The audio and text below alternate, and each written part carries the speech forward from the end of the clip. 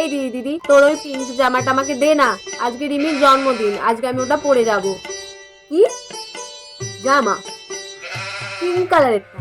ওটা আমার সব থেকে প্রিয় জামা, ঠিক আছে? তোকে ওটা আমি কি করে দিই? প্লিজ দে না রে। ওটা কেন, আমি তোকে কোনো জামাই দেবো না, ভাগ। বাজে শয়তান মেয়ে। এই মেয়েটা কি ভাবছিস একা একা বসে? আরে কিছু না রে। কি হয়েছে বল।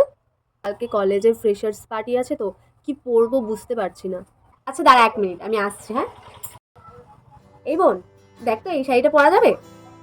কিন্তু দিদি ওটা তো তোর ফেভারিট শাড়ি। হ্যাঁ, এটা আমার সব থেকে ফেভারিট। তো কি হয়েছে?